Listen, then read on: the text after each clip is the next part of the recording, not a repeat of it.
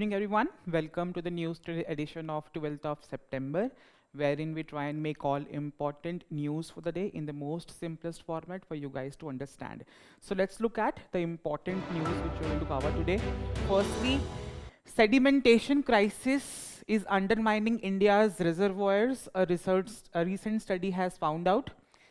A Lancet study has also discussed that India's rising non-communicable diseases mortality in contrast with global declining. Green finance is a backbone of resilient economics, discussed by Union Minister of Environment, Forest and Climate Change. Strategic mineral mining projects are exempted from public hearing under environmental impact assessment. And world's first AI minister has been appointed in Albania. We're also going to discuss personality news, that is Acharya Vinoba Bhave, along with quick updates for the day. So the very first news, again, a recent study has found out, again by IISER Bhopal has conducted a study. In this particular study, it has showcased that the sedimentation problem in the dams in India that has led to limiting the capacity of amount of water which these dams can hold. This is a basic study, right? Again, very important for your paper number 1, that is the water resources in general from geography, and also from paper number 2 from the perspective of disaster management, because dams has a lot of maybe say in the ideas of floods as well as droughts. So that becomes very important topic on these two aspects. So firstly, we need to understand what exactly is the process of sedimentation. So let's understand what is sedimentation. Think it is a glass of water. In this glass of water, if I add, let's say, 2 tablespoons or 3 tablespoons of sugar, the water holding capacity of the glass is this much. If I add this amount of sugar, so again, technically, the water holding capacity of the glass is getting reduced to this much. That is what is happening with the dams in India. So rivers in their natural course carry a lot of maybe sediment in the forms of muds, which are technically settling down in the dams, again in the bottom part. This process is basically called as sedimentation. So with this sedimentation, the capacity of water which this dam can hold is reducing. And in fact, a recent study by IISER Bhopal has in fact pointed out that again, we have lost approximately half of the capacity in dams due to this process of sedimentation. Technically, understand if there is less amount of water in dams, because dams in water has a lot of benefits. For example, they are helping in terms of providing drinking water, irrigation facilities. They are helping in terms of water need for industries. Dams are also very important for hydroelectric power generation. Dams are also very important because they are protecting in the disasters of floods and droughts if there is more amount of rainfall. So again, in these dams, excess water can be stored in the times of drought. What would happen? Let's say there is some drought over regions, excess amount of, let's say, water could be given to some region which is affected by drought. So these are the few reasons which is showcasing the importance of dams. So with this sedimentation process, the capacity of water which these dams can hold is reducing, and mostly it has reduced nearly half as per the IISER report. It has also told that with the Himalayas, Narmada Tapi Basin, Western Ghats and Indo-Gangetic plains are also going to lose out in this particular due to this particular problem of sedimentation. So then, what are the reasons and why does sedimentation happens? Because we understand rivers in their natural course, they carry a lot of sediments while they travel. But these, again, naturally it is fine, but with some human-induced efforts, the sedimentation is increasing than the natural capacity. Number one, due to soil erosion from farms. Many times we have been seeing that farmers plow a piece of land for a maximum time, they overuse it, and that is leading to many times that the soil are basically carried out by these rivers in their natural flow. Then we have deforestation. Technically, if there are big trees, they are holding back the soil. If trees are deforested or if trees are cut down, due to this deforestation process, of course, the soil which is intact with the tree, it is getting loosed out, and again the rivers can carry them, and that is also leading to the problem of sedimentation. Then we have flooding and heavy rains, because we have seen that again how climate change has impacted many aspects in the geography, environment, economy, everywhere. So with this heavy rainfall, sometimes heavy rainfall causes what? The soil, which is again very loosely scattered, it is going to be carried away through these rivers, and they are going to be deposited maybe in the dams where they are getting finally stored. So these are the primary reasons for why exactly the sedimentation process has been increasing. Then in general, with respect to dams in India, India has the third largest amount, or let's say number of dams in India, at par with maybe after China and USA. And currently we have approximately 5,700 large dams, and many of them, and in fact 80% of them are very old, right? Maybe 25 plus years of old. So with this old age of dams, there are a lot of other safety concerns which are associated with dams in India. Number one, dams are aging, because as I discussed, 80% of the dams are already very old. So this aging of dams is making the whole structure of dam quite weak, right? Number one. And again, it is added by the siltation process. Then seismic creeks. Many times the dams are located in earthquake-prone zones. So imagine if earthquake happens, how that earthquake can also lead to a problem of flood in a particular region because of the breakage of these kind of dams. And lastly, we have financial problems, because if I discuss, maybe dams are very old. The amount of money which is being spent on upgradation or maybe maintenance of these dams is very less. That is again putting up a question with respect to, we need to improve the finance in terms of the maintenance of these kind of dams. And these are the current problems, which is again added by the problem of sedimentation, which I have discussed. So these are the few problems with respect to dams in India. Then, what are the initiatives currently going on in by Government of India with respect to dam safety? We have a Dam Safety Act, which is ensuring the idea of inspection and monitoring of big dams. We have Dam Rehabilitation and Improvement Project, which is again a World Bank project, which is funded to repair and modernize dams in India. We have National Center for Earthquake Safety of Dams, which is studying earthquake proofing of dams in India. And lastly, we have Dharma app and NRLD register, which is going to check the health of a particular dam. So these are the few initiatives with respect to dams in India. This could be maybe a probable question in your prelims examination. They can ask you about Dharma app. It is associated with which thing, right? So again, this is how you're going to see such topics from examination perspective. Then, with respect to how from this process, and again, we have discussed the context, problems, sedimentation is another problem. What could be the possible way forward for this particular issue, or technically with the idea of dam safety in India? Number one, all the old dams is high time they need to be decommissioned, because they are just like ticking bombs. Number one. Then we have new technology.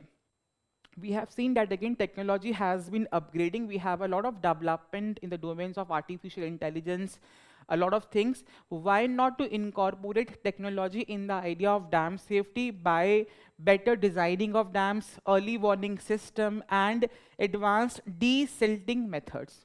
Then we have alternative models, and this is very important. And maybe there are a lot of problems in our country, generally in various other sectors or various other aspects in the economy or in geography or environment. But these are not problems which are unique to India. So again, many of the countries of the world have been facing similar issues, and they have solved the problem. Why not to use some practices or some best practices which are being done by some countries who have already solved the problem which we are facing, by incorporating some innovative tools or techniques? And this is something which is going to give you an edge, or one more point, one more mark in the answer by the examiner if you use these kind of examples. So again, whenever in newspaper reading you come across such examples, understand relate it with the subtopic of your syllabus and use it in your answers in the form of conclusion or way forward or solution.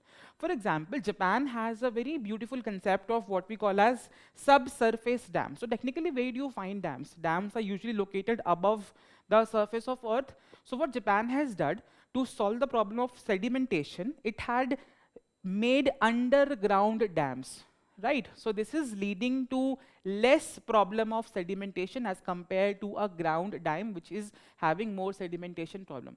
Such kind of unique techniques can also be applied in India. Clear? Then we have prioritizing risky dams. Again, we have a large number of dams, 5,700 plus. So again, all of them cannot be given same level of treatment. So more riskier ones should be prioritized first as compared to less riskier one. This is how we, in a very rational way, we can incorporate the idea of dam safety in India. So again, very general topic, again from paper 1 and paper 3, disaster management and geography. Any question which has been asked in by UPSC? Yes, in 2018, they have basically asked a question. Suppose the government of India is thinking of constructing a dam in a mountain valley bounded by forest and inhabited by ethnic communities. What rational policy should resort to deal with unforeseen contingencies? In this, one aspect of the question could be regarding the idea of dam safety. You can talk about the different kind of initiatives which currently India has, which we have discussed with respect to dam safety in India. That could be one component of this answer. Clear? Moving on to the next topic. A recent Lancet study has highlighted that with respect to non-communicable diseases in India, globally there is a declining trend. But when it comes to India, India does not show a declining trend in terms of mortality due to these non-communicable diseases.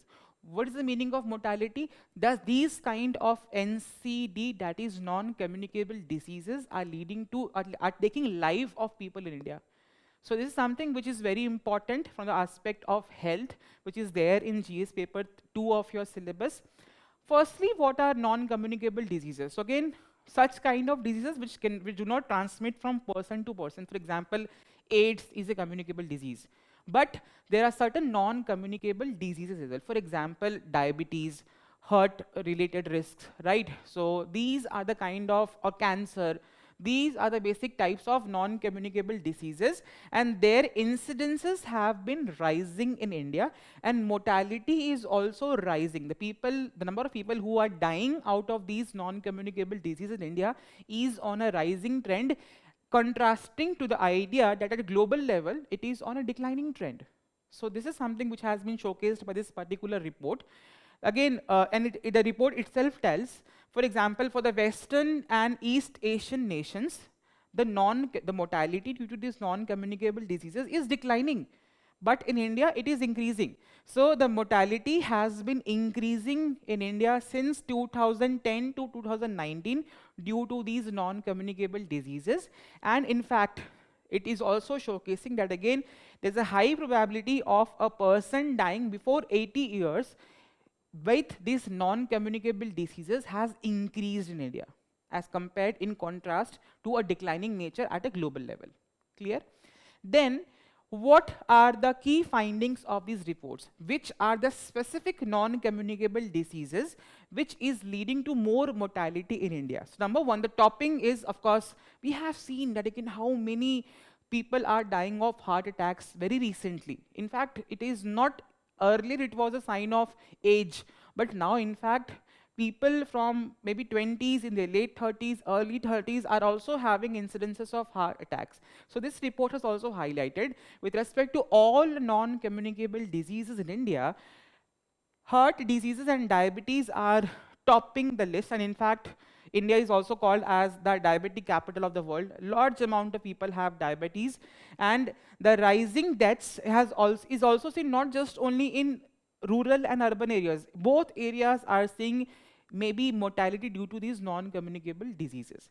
Let's see the numbers, what the report has told. With respect to the deaths due to non-communicable diseases, in 1990, 38% of the total deaths in India were due to these non-communicable diseases. technically with better health infrastructure, with government spending on health, this number should decrease. But contrastly, in 2018, 63% of the deaths in India has been due to these non-communicable diseases, which is showcasing the rising incidence of deaths due to these non-communicable diseases. And currently, maybe 2 out of 3 deaths in India is due to non-communicable diseases, which this report has highlighted. Then, what are the causes of non-communicable diseases in India? And generally, maybe this is something which you need to be aware of. Please discuss it with your parents as well, and again your near and dear ones, to maybe showcase the importance of health as a concern and how much important it is to be aware of the danger effects of these non-communicable diseases. So what are the reasons which this report has highlighted that why these non-communicable diseases are rising in India? Number one, so the lifestyle has changed.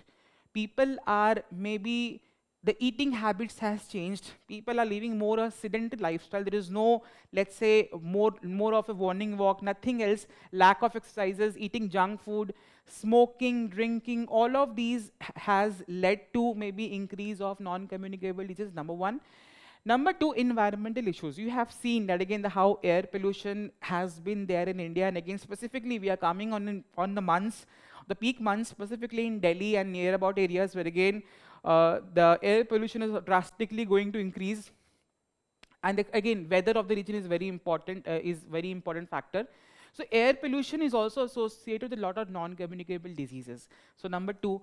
Then we have again, one more thing is indoor cooking, because many times traditionally in rural areas, how do you see women cooking food in traditional chulhas, which are releasing many toxic gases, carbon monoxide, which is again leading to maybe non-communicable diseases, right? Then we have social change, because with the growing urbanization, society is also aging, right? So with this aging, what we have seen, people, the changing lifestyle has led to a lot of stress among people. We have seen the mental health is another issue, which is again topping up these non-communicable diseases.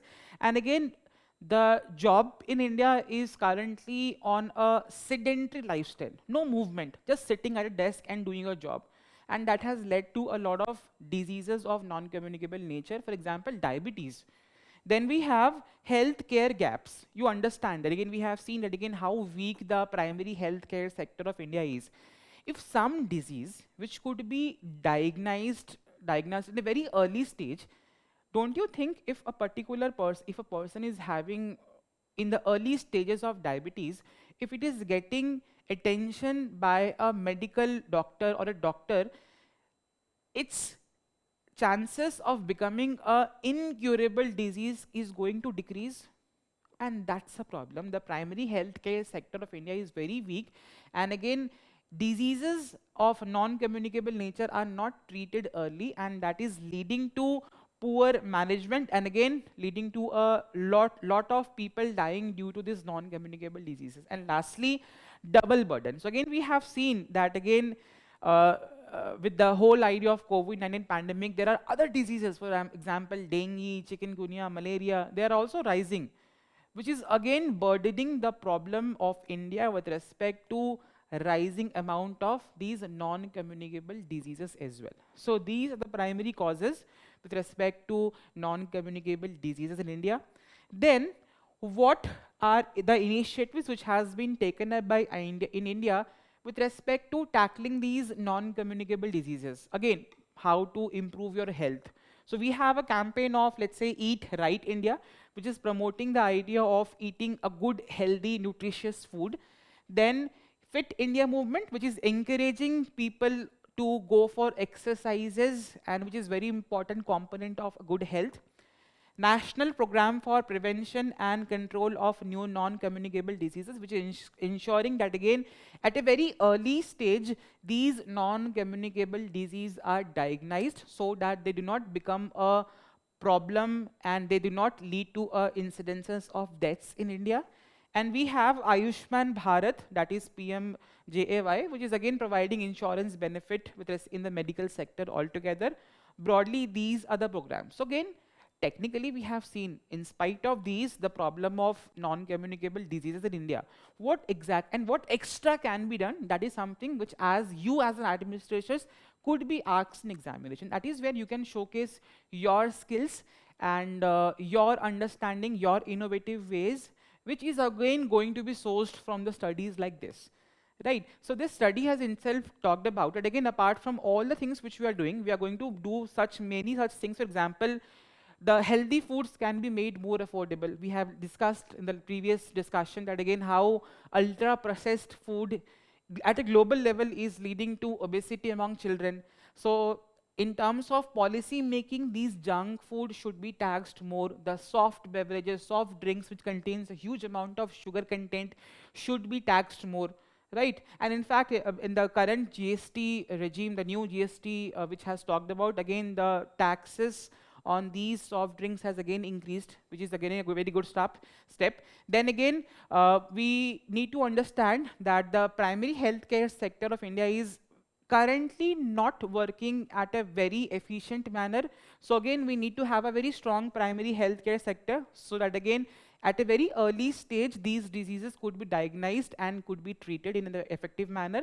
Then, in terms of smart city mission, again, this is where you need to showcase the diversity you can bring in terms of your answers. We have a smart city mission. Why not to integrate health with smart city mission? For example, in the development of a city, we are going to make cities healthier. Doing what? By making parks, cycle tracks, again controlling the idea of pollution. All of these could be there. And lastly, again, awareness generation among youth. Right, again, this Fit India movement, Eat India movement is doing that.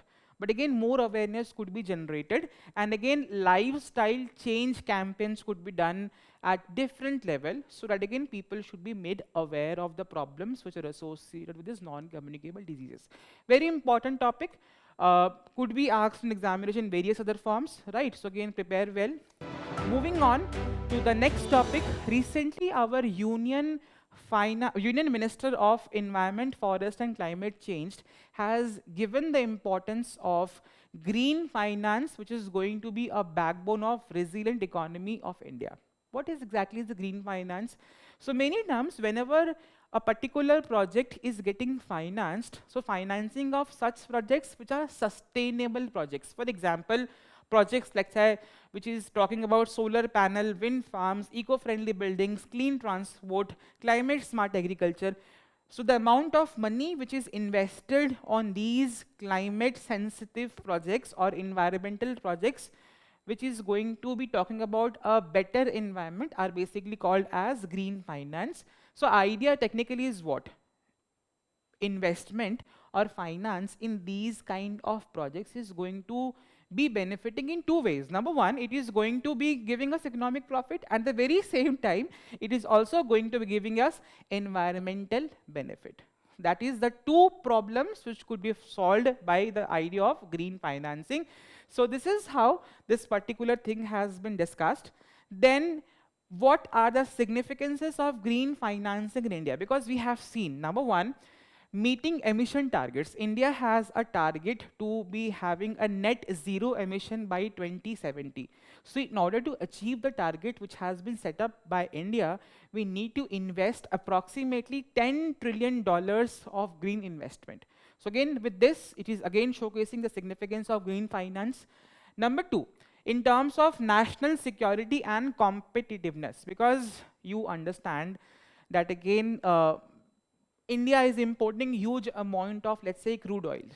Crude oil is leading to, again, a problem of environment, pollution, carbon emission, right? So with this green financing, the dependence on these crude oil import, again, is going to be decreased, again, economically benefiting for India. And again, we have seen that, again, how the new generation is talking about semiconductors, electric vehicles. So this is going to be helping India with respect to building industries which are renewable, EVs, batteries, green hydrogen, which is making India a future for green tech hub. Then we have job creation, because again, if financing is going to happen, industries is going to be set up, right? And these industries going to create jobs, which will solve the problem of unemployment in India, which is a very important problem. And again, technically, it is going to reduce poverty and again, better lifestyle. Then we have Resilient communities, because as these green finance projects are financing sustainable projects, so such kind of projects would be disaster resilient, of course it is going to create disaster resilient infrastructure, which is better for overall community development in India. Then, what are the challenges which are associated with green financing in India as of now? Number one, policy and regulation problems, because in Schedule 7, we have three lists: union list, state list, and concurrent list. Union list, only union government can make a law on that particular subjects. State list, state government can make a law on that particular subject. There are few subjects where again, both union and state government can make a law. Energy is basically a concurrent subject, and this is where a clash can happen. In concurrent subject, both can make a law, but again, technically or maybe constitutionally, uh, if both of them have made a law, union law will prevail a state law. But again, there has been a lot of maybe overlapping of laws with respect to energy being in the concurrent list, number one. Number two, lack of environmental social governance skills. For example, finance. The finance is going to happen through banks.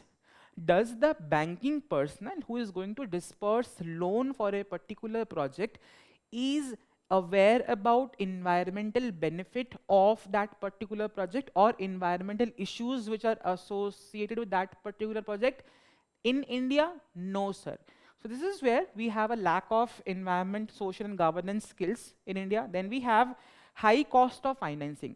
So the amount of money which is going to be used for financing green projects in India is approximately, for example, 100 megawatt solar power plant in India has a financing cost of 10 to 11.5%. But at a global level, if you compare it with Germany, which is having only 2.8%, and USA only 5.3%, so India looks more riskier and more expensive with respect to these green projects. Then we have financing gap. So again, we have discussed the idea of not net zero emission by 2070. A lot of investment is required with the domain of green financing. So again, we have as of now issued only $21 billion green bonds by 2023. Tell me in comment, what do you understand by green bond? Very important component of economy versus and as well as environment. So we have only $21 billion of green bonds by 2023, which is very less as compared to the target which is set up by 2030 to achieve 500 gigawatt of renewable energy.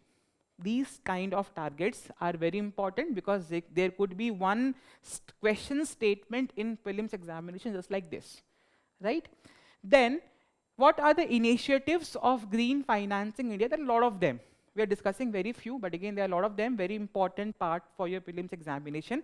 At a global level, we have what we call as a Green Climate Fund, which is developed countries are supporting the developing countries by contributing $100 billion annually in terms of green financing. Then we have Social Climate Change Fund, which is helping with adaptation projects, technology transfer and energy transition in the domain of green financing in India. We have Green Social Sustainability Linked Bonds, that is GSSS. There are three kinds of bonds which are issued. Again, what are bonds? How are these bonds working? You must have read in economics. Green bonds, which are the money which is taken by government by issuing these green bonds, are basically funded for eco-friendly projects or environmental projects. Yellow bonds are basically the amount is used for funding of solar power projects. Blue bonds are basically the amount is used for marine and water related projects. So again, these kind of differentiation, again very important for your prelims examination. We also have Climate Change Finance Unit, which is coming under Ministry of Finance, which is coordinating climate financing in India. There are many more, but again, briefly, we are discussing these ones. And this makes this topic very important for your examination. Why? Because environment, climate change, sustainability, this is very important topic, not just for examination, generally for overall development of countries at a global level. Any question? Yes, again, we discussed about Green Climate Fund. There was a question in 2015 around the topic of Green Climate Fund. It is intended to assist developing countries to adapt and mitigate practices to counter climate change. We have discussed, yes. Now, this is where you need to understand and be very careful. It is founded under the aegis of UNEP, OECD, Asian Development Bank, and World Bank. No, it is incorrect, but tell me in comment what would be the right answer.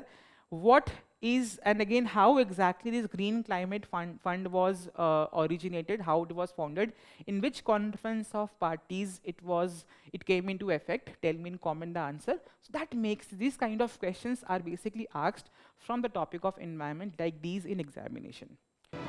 Then we have strategic mineral mining projects exempted from public hearing under environmental impact assessment. You must have read about EIA in geography, in environment. So whenever a project is going to be done, which is again coming in front of environment, such projects needs to be assessed. That is the idea of EIA. So recently, Ministry of Environment, Forest and Climate Change has told that whenever, because understand, if there is a mining site, again mining sites, if government is going to do mining, it is going to affect people living in around those areas. So technically, under this EIA, such projects were assessed, its idea, its rationality, its environmental impact were assessed, and then clearance was given. So under this new notification by Ministry of Environment, Forest and Climate Change, all the mining projects which are coming under the defense and atomic mineral mining, right, are exempted from this environmental impact assessment process. This is something which has been a new development around the region of mining. Any project which is going to be any mining project for the government of India in the domain of defense and atomic mineral, it is going to be exempted from this EIA. What are these atomic minerals? For example, uranium, thorium, monazite, which are used for the production of nuclear energy and weapons. Then we have critical and strategic minerals, right? Example, lithium, cobalt, rare earth minerals, which are used in electric vehicles, electric batteries, electronics, missiles, satellites, fighter jets, renewable energy. So again, the idea is that for these kind of projects under the defense and atomic sector of government of India, it is going to be exempted from the idea of environmental impact assessment. And what is the rationale which they have discussed? That again, why are we exempting these sectors specifically from EIA? Number one, they have told that these are the national security domain sectors of government of India. For example, these minerals are linked to, let's say, defense, nuclear power. The government is basically exempting it, which is going to be leading to less delay in clearances of such projects, and also maintaining secrecy of such sensitive projects, number one. Number two, reduce imports, because we have seen India is importing a lot of atomic and rare earth minerals, critical minerals. So again, with this kind of project, it is again with faster clearances, it is going to reduce the dependency of India on such atomic and let's say nuclear, atomic or rare earth minerals. Then it is going to boost investment, because technically, if you understand, if you are an investor, you're going to invest in these sectors of the economy. But if you are also aware that the clearance of these kind of projects has to pass a environmental impact assessment, which is, there is a possibility that again clearances might not happen considering the environment factor. Will you be encouraged enough to invest in such kind of projects? And this was one major concern. With this faster clearances, it is going to make it more investor friendly, and more investment, easy investment can come in the domains of atomic and these rare earth and critical minerals. Then what are the issues that again, because it is very important that again under a particular law which is telling that it is very mandatory for environmental impact assessment, why if it is getting exempted, what kind of potential let's say, factors or issues it can come up with. Number one, it is undermining a law, because under the Environment Impact Assessment 2006, it is mandatory that again you're going to consult the respective people over there. People should be aware of what kind of project is going to be cleared. And again, we are going to see that how exactly projects are getting cleared under this EIA. So if you are bypassing a legal mandatory thing, right? Number one. Number two, less transparency. For example, a mining project is going to happen in a particular region. People over there are not aware, because no EIA is going to happen. If no EIA is going to happen, then again, how can people be made aware? Because they have told that again, in order to, for national security, for secrecy, maintaining secrecy of such critical projects, we are not going to disclose it to the public. So don't you think it is again making the process of development less transparent? People of the area where again mining is going to happen are not aware about it, and that could lead to another problem. Because if you understand, if some project is, let's say a project has started, a mining project has started over a region, now people after seeing such project happening, they start to contest, they start protesting around that particular project. They file, let's say, cases in courts, which is technically going to delay the process of project altogether. So again, bypassing is again will lead to such kind of issues which has been discussed. And lastly, it is basically weakening the idea of environmental safeguard, because this EIA was basically made that again, with an idea of development, environment should not be hampered. And that was something which was taken care of by these EIA mechanism. So if it is bypassed, then who is going to talk about environment? At a global level, we are talking about environment, climate change everywhere, but why not for these? And that is something which can come up as probable issues in terms of maybe exempting these kind of project from EIA. Then basically what exactly is EIA? It was introduced in the year 2006 under Environmental Protection Act of 1986. Basically it does basic steps for giving clearance to a particular project. Number one, screening. What is screening, sir? If a project is coming under this EIA, firstly it is getting checked whether such kind of project require assessment or a detailed assessment by EIA. For example, in a particular area, let's say a school is going to be constructed. That would of course not require detailed screening as compared to a particular project which is talking about, let's say, mining. So again, screening is talking about how important or how detailed EIA is going to be done for such kind of projects based upon the gravity of damage or gravity or potential of damage it can create to the environment. Then scoping.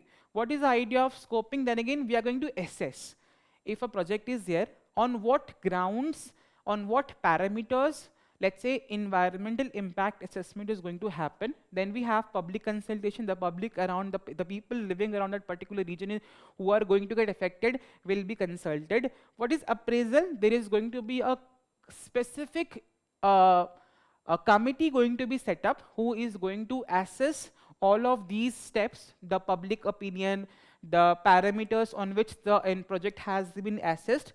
Expert committee is going to assess them, and again then decision is going to happen whether a clearance to that particular project is going to be given or not. That is basic idea of EIA. You must have been reading in geography, environment, both. So the purpose is basic these, right? And it balances the whole idea of development with environmental protection. Very important topic, very sensitive topic, and very important with the idea of whole climate change happening. And again, we have discussed two more topics of green finance. These all are very important for your examination. Then we have, again, very recently, world's first AI minister in Albania has been constituted. So number one, so Albania is a country who has appointed AI, artificial intelligence, as a minister, which is named as Daila. And what is it is going to do? It is going to manage and award public tenders for government projects. For example, any project in Albania, which is going to talk about development, construction of road, construction of schools. So tenders will be awarded by this AI minister, which is going to tackle the problem of corruption.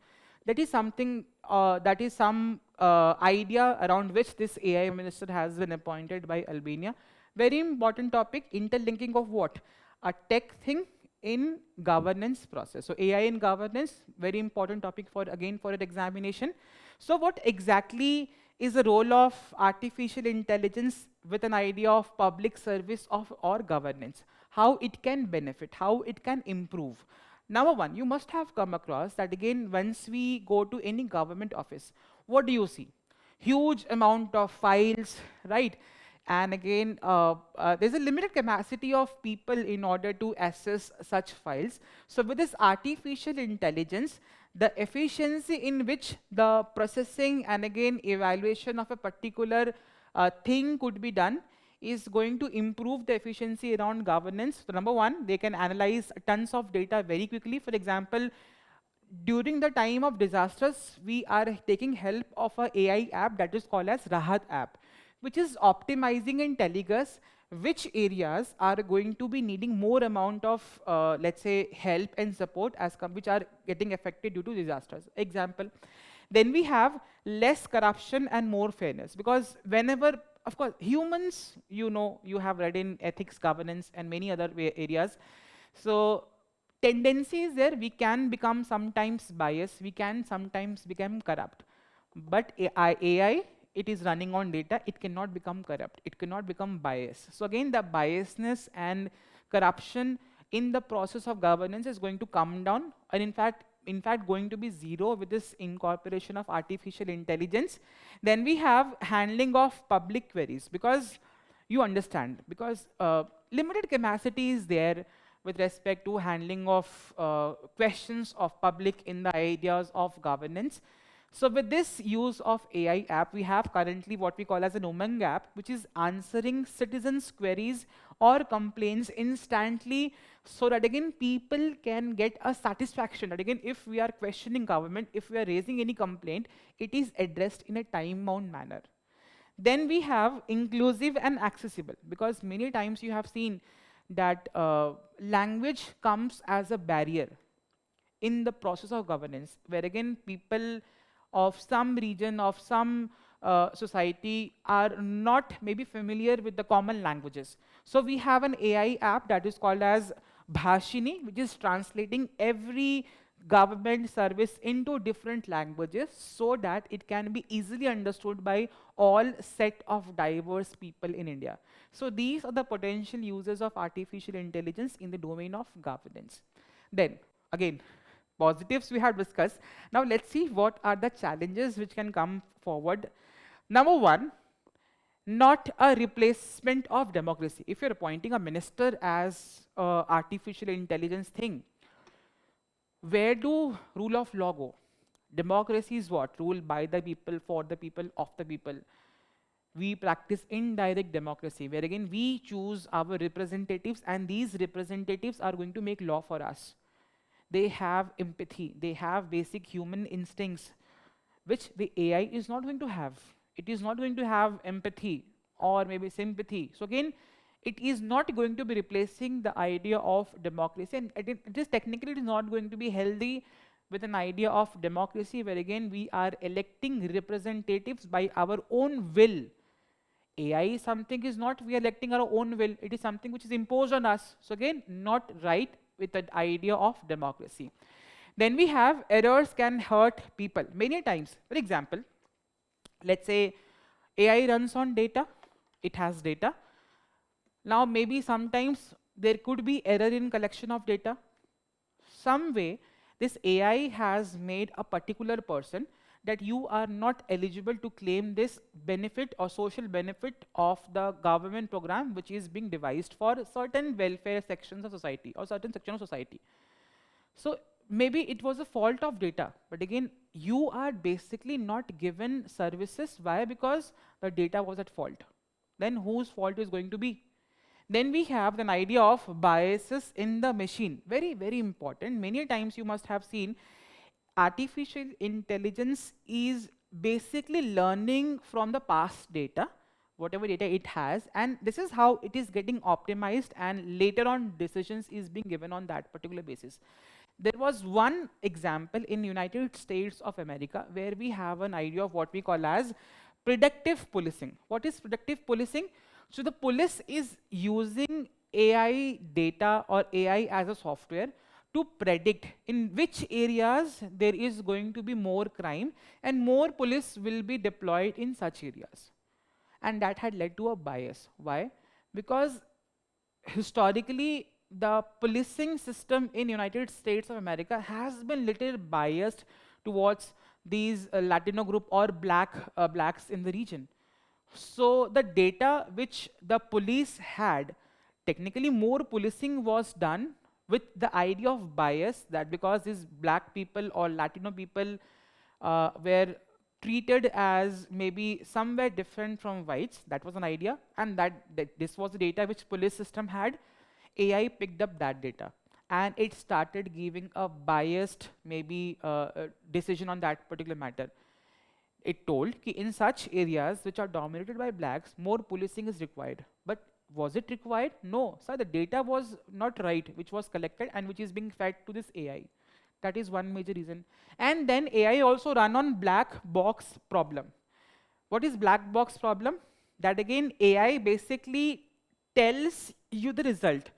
It don't explain you what was the reasoning it applied while coming to or while taking that decision. So again, you cannot question. For example, let's say you are supposed to get any benefit out of any government scheme, and somewhere you have been exempted from the list of eligible person to claim that benefit. Now, who you are going to question? AI does not have a reason. It cannot tell that why exactly and on what basis I have concluded or taken this particular decision. So the reasoning cannot be asked, that again how AI has come to that particular answer or conclusion. And lastly, again, the idea of legal and data privacy over there, because if let's say we have appointed AI as a minister, if mistake is happening, who is going to take the responsibility? The AI, the government, or the person? Who is going to take responsibility of that? And topping of that, it is taking up a lot of data of citizens of the country, which is again coming in the conflict of privacy of citizens in the country. So these are the potential issues which are concerned with AI in public service. So though a lot of questions around artificial intelligence have been asked by UPSC in previous years, but in the domain of governance, there has been no such question. So again, that makes this topic very important for an examination, that again what are the challenges, what are the benefits associated with artificial intelligence in governance. In general, apart from these topics, what do you think should India have, or should India also should be having, let's say, artificial intelligence in the domain of governance? Tell me in comment your opinion. Then moving on to the personality in news, again what we have is Acharya Vinoba Bhave. So again we are celebrating the birth anniversary of this particular personality. That makes it very important for your examination. So he was born in Maharashtra. He is known as the national teacher of India. Very important. These kind of questions are asked in prelims examination. He is also known for his, that he is technically called as a spiritual successor of Mahatma Gandhi ji. In terms of its contribution, he was the first satyagrahi in the individual civil disobedience movement campaign, that is the Quit India movement. He was teaching students at Sabarmati Ashram. He promoted the idea of Khadi, education, sanitation over there. He was the founder of Gram Seva Mandal for village service in the year 1934. He led the Bhudan movement in 1951, where again was an idea of voluntary land donation to people who do not have land, that is the landless people. In terms of literature, he has written basically Gita, Pravachane, major other things, again very important in terms of his literary contributions, and again in terms of his overall values, what he has been holding. He has an austerity value. He had been ideas of selflessness, simplicity, justice, equity. So again, basic facts you're going to read, because again a freedom fighter, again contributor, very important for your examination. Moving on to the quick updates for the day. Recently, our Honorable Lok Sabha Speaker has inaugurated the 11th Commonwealth Parliamentary Association Conference in Bengaluru. So what exactly is this conference? Legislative organ of the government, and again, many democracies in India, they have their own parliament. So this is a platform where again, many countries who have parliaments, who have a legislative organ, come together, they share with each other the best practices, which is going to more improve the idea of democracy altogether. That is being done in such platforms. This is having its headquarter in London, United Kingdom, and it is having members of 180 plus legislators. India is also a member to it, right? So again, very important. It was founded in the year 1911. When it is one of the oldest Commonwealth organizations. Again, all of the colonies of UK were initially there. That is the idea of Commonwealth. So again, very, very important. You can use it as an example of any question around the topic of democracy, how it is going to be progressive in nature. Such platforms are very important to understand the best practices of democracy across different legislatures or different countries. The next topic is fast track immigration. Again, recently, again, what is exactly the idea of fast track immigration? So whenever you go out of India, you come from India, you need to pass a immigration process. What is the immigration process? Where again, you stand in queue. Once you are there in front of an immigration officer, you are going to show him the details, your passport, your visa. Of course, it will contain the visa, your ticket details. He is going to stamp it up. This was requiring a huge amount of time. Again, whenever you travel at many international airports, there's a huge amount of queue for this immigration process. So to bypass it, there is a mechanism which has been developed that is called as fast track immigration for trusted traveler program under the trusted traveler program of government. So in Delhi, it was launched. So again, we just like you have DG Yatra, where again, just by a facial recognition, you are going to enter. There is no security check required over there. Similarly, for immigration also, this process have been done. Initially, it was done for only Delhi airport, but now it has been launched to other 5 airports by Union Home Minister: Lucknow, Trivandrum, Tiruchi, Kozhikode, and Amritsar. So it requires only 30 seconds of process, which is reducing the maybe sometime people used to stand for 1 hour also. So again, very important, and it is applicable for Indian nationals and foreign nationals with OCI card. Clear? Then the next topic is merger of companies. Imagine, let's say, there is a school which has good teachers but do not has a playground. There is another school nearby or maybe adjacent to it which has good playground but not good teachers. In order to improve the quality of teaching as well as sports, what could be done? Let's merge them. In a similar manner, we have a concept of merging of companies as well. So this is how they are getting merged. So how companies are getting merged, this is the idea of merger of companies. There are different categories. For example, horizontal merger, where again, let's say there is a pizza shop. So again, it is going to be merging with a pizza shop, same industry. That is the idea of horizontal merging. Number 2 is vertical merging. So again, let's say a pizza shop requires maybe cheese. So again, it is merging with a cheese manufacturing company. So again, it is helping in the supply chain of that particular company. Such kind of mergers of companies are called as vertical merger. Then we have conglomerate merger, where again, different sectors altogether of companies are merging. For example, a pizza company merging with a cloth manufacturing company, which are completely different domain. So this is something like that. So these 3 categories of mergers are can happen. And again, they are classified on these 3 bases. Again, it is being governed by the Companies Act of 2013, and the merger, the referee of the merger is National Company Law Tribunal. So basically, it is simplifying the business, reduces the idea of compliance, and boosting the idea of efficiency. The next topic is F404 IN20 engine. All of you must have seen, let's say, many movies where again you see motor racing going on, let's say Formula F1. So again, what does it require to move it fast? Good engines, powerful engines. So this is where the Tejas Mk1 fighter jets of India, they are needing a high-powered, efficient engine. So this is the engine which is being made by a US company, that is GE Aerospace. So recently HAL has received the 3rd batch of 99 engines from this particular company, which is again going to boost the capacity, efficiency of these Tejas aircrafts, going to make them very fast in the sky. It is going to have a thrust of approximately 85,000 newtons, which is going to be helping the fighter jet travel in subsonic speed at a very slow speed, and at the very same time supersonic speed as well. That's an idea. So again, it is going to make the whole idea of these aircrafts in a very versatile manner. They can help in terms of attacking mission. At the very same time, it can also be used for interception purpose from high altitude. So both are very much important.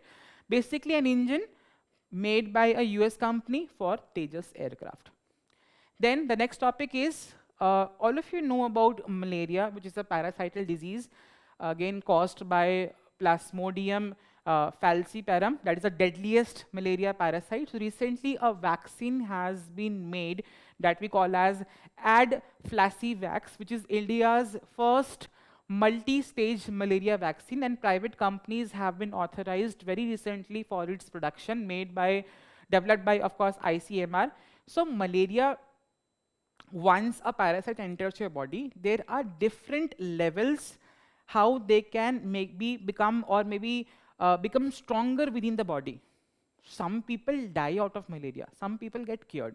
So again, the level of parasite in the body is developing stage by stage if it is not getting cured. So there was no specific vaccine which is going to treat the overall impact of malaria across different stages.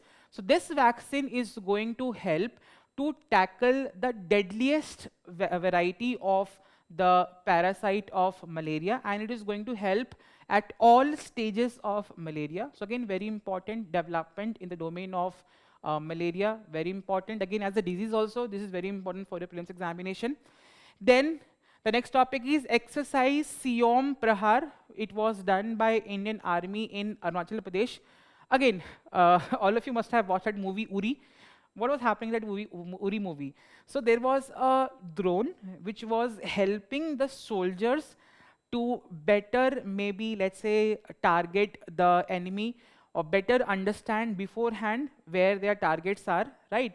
So this is where, with the emerging nature of drone technology, army also need to be getting trained so that in the combat mechanism or in such operations, its use can be deployed. So this was a training basically around Indian Army, where again army personnel were trained that again how they can use the benefits of drone technology in the combat operations of Indian Army. This was something conducted in Arunachal Pradesh, that is why it was in news. Again, the names become very important for you to understand. The next topic is Murikotti Pacha. Again, a very recently researchers have found out this particular plant variety, which is called as red ivy plant, which is having a very good healing capacity, which has been researched very recently. Its Sanskrit name is Vranopani, that is Sanskrit name, which is called as healer of wounds. Again, it is native to Southeast Asia, found in the tropical India too. It is basically looks like a small herb. Red leaves are there, white flowers are there, and they have a very rooting branches, and they have a basic quality. They contains acetoside, which is a property or a quality which is very important and good thing for healing, and has be helping in terms of healing of wound, and has a therapeutic potential. That is why very important. If such species comes back in news, you read them, you picturize them. That's how you're going to retain them longer for your preparation journey. So with this, we come to an end of today's News Today discussion. All important questions which could be framed from the topic which I have discussed will be popping up in your screens. It is very important that again, once you have read the topics, once you have understood through the discussion, now you're going to complete the whole cycle. Then only you can get a confidence, and that again, I have read the topic, I have solved question. So this topic is complete for me from examination perspective. So please post in comment your answers, which is going to be creating a competitive spirit around all the students who are watching this initiative of Visionize. Lastly, Visionize has come up with a digital current affairs platform, which is a one-stop solution for your current affairs issues in examination. Please go navigate the website. It is going to helping you a lot in terms of your current affairs preparation. So with this, all the very best and thank you so much.